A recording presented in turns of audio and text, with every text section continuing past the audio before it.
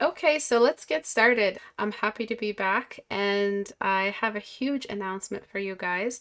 The write-up, the brief for the next community challenge is now live. Please make sure that you guys are taking a look at the community. Again, go to istebrak.com and click on the subreddit icon here to follow into the subreddit. So let's get started on today's critique hour. I am critiquing a league splash. What's happening is I'm just a little bit confused. Is this part of the illustration? Like, is this supposed to be her shadow mesmer version of herself? You know, when she does that kind of duplication spell that she does. I'm not sure what the heck this is, but it seems like it needs its own little frame and its own little crop, and it doesn't seem incorporated into the rest of the image based off the narrative of what I know about LeBlanc. I don't personally play her, so I'm not 100% sure how she works. But I don't get this. I do not get that. I don't know if this is part of the original art, if this is someone who added something on top. I really don't know, but we'll see. And then the staff also looks like it could be cropped as an individual item and presented as a separate canvas. Do you see what's happening? So you have like these little islands happening in the image, and I understand why they are the way they are. Well, at least this one works because it's the skin banner for when you're loading the game. So what we're gonna do is we're gonna work from the background in, and we're gonna do some basic league go-to composition tricks. And the first thing that I'm gonna try to do is retrieve this silhouette. The silhouette is lost, and I'm not sure why they would do that in a league splash. All they care about is the sex appeal in this game. So let's try to stick to the classic kind of layout, which is lighter background, silhouetted character, and rim light. That's the holy trinity of league splashes. So the background usually in a league splash is very, very bright enough to reveal the character. So I'm just going to disconnect her head and try to give her more of a sly, playful tilt to the head to the other side, and then shift this back so it's pointing back at the character, and then maybe make her eyes looking at the audience, just making her feel like she has more command. As you can see, the head tilt was just so relaxed. Again, it just throws off the energy of the piece, where here it feels more like a playful nymph caught in the woods.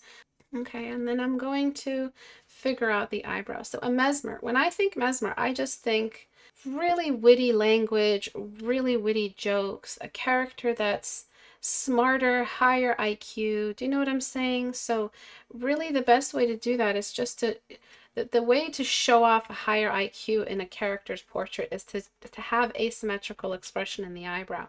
When the eyebrow has only one expression, meaning see this expression plus this one, these two together are creating this kind of higher IQ look. I'm really not sure how to explain it apart from that. And what that does is that it makes her look like she's thinking, kind of like proud of herself, happy with herself. What's happening with the nostril? The nostril looks like it's only one nostril in the nose. The nostril looks like it's actually in the septum. So what does that mean? That means that it feels like this is the nose from front view and this is the nostril. It doesn't seem like there's a septum and the nostril. It doesn't feel like that. It feels like this is just way more nostril than nostril hole. So I'm going to just try to do something with this mouth. The mouth looks very simple. What I feel like this needs is just a little bit more of a mesmer smile. Okay, so now that we've figured all that out, I'm gonna try to boost the general contrast everywhere. Oops, that's way too much. Just boosting the general contrast, getting on levels and raising it a little bit more, because I want a good base for all those shadows I'm about to add. Without prejudice, just deleting where those little breaks in between the tree line come in. And then I'm just going to create another little line where the tree may have ended. And then filter, blur, Gaussian blur. And just doing something like that, just like a little magical presence of the shadows of all of those leaves there. And then right after that, I'm just going to boost the highlight right behind her. It was just too much visibility. One thing we could also do is select the inverse of those shadows and bring in a yellowy highlight also on dodge. Oops. And see if that may do anything. So we're basically highlighting whatever the light touches, just like that. I feel like that does a lot. And I'm also going to do, before I forget, some light rays, just because it's such a deep woods, it's such a deep area.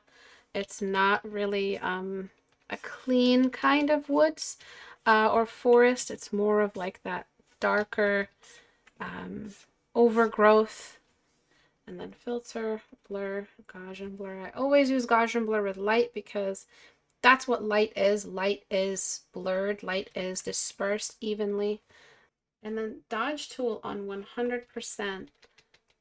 And just trying to find wherever I can sneak in more rim light to get that classic league look. And this is what I mean by that light dark pattern.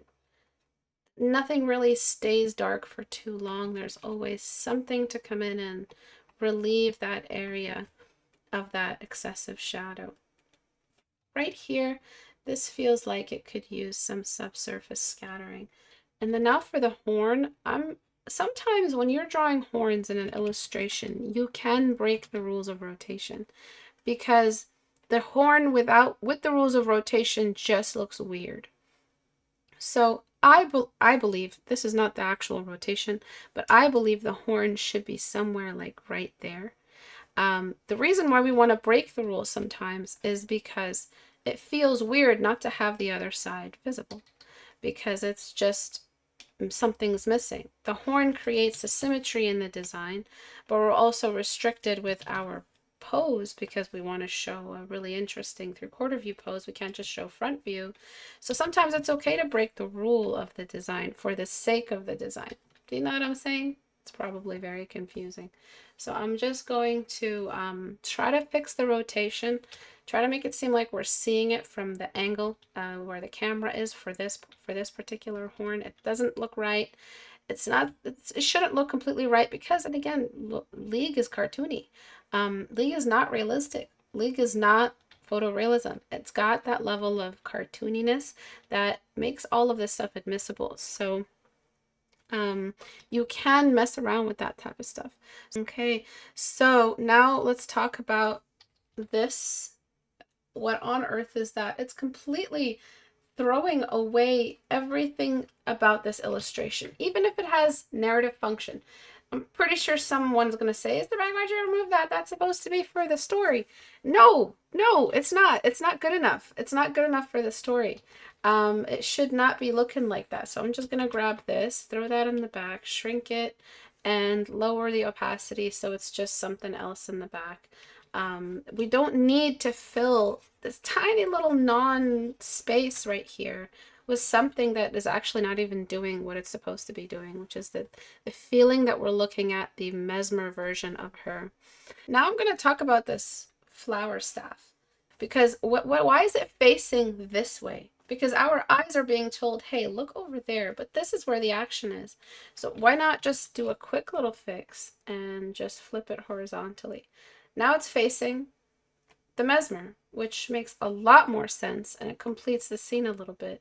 It just feels a little bit more like a complete illustration when it's facing the Mesmer, because the arrow that's coming out of this is now facing where it's supposed to, which is the focal point, that little traffic area that is that where all of the line of sight and the viewer is invited to sit down.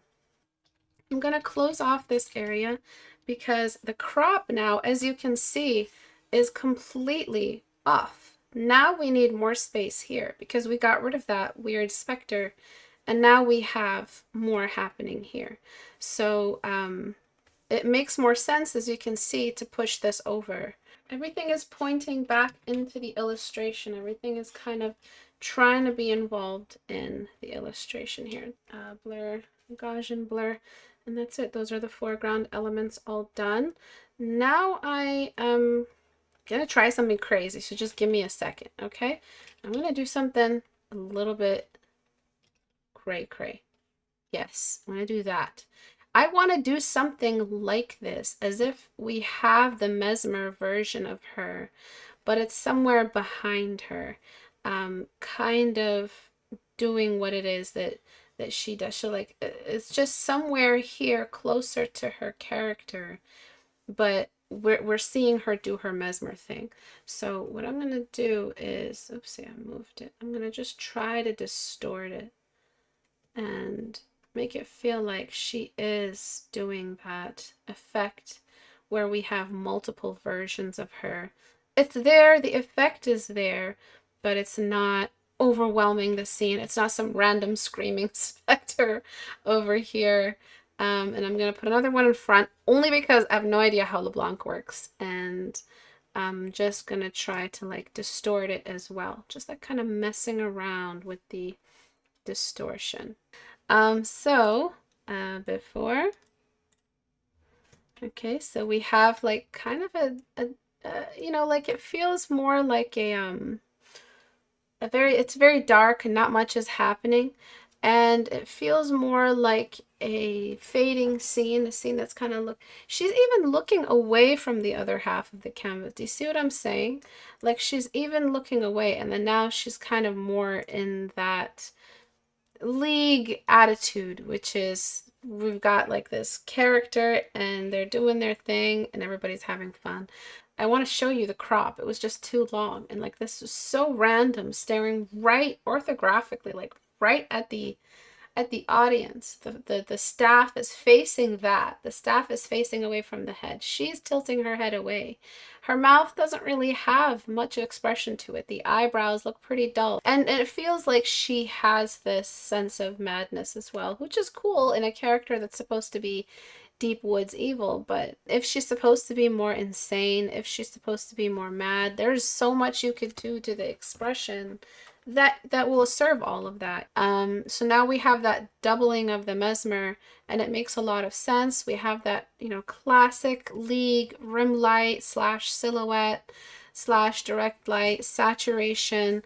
I feel like some of these league splashes don't do what league usually offers in its splashes, which is all of that performative art. But thank you guys for watching. If you guys want to submit your work for Critique Hour, you just have to go to istebrak.com and click on the subreddit icon right here. If you learned something today and want to give back, please consider supporting on Patreon. All I ask for is just $1 a month. So that's just $12 a year.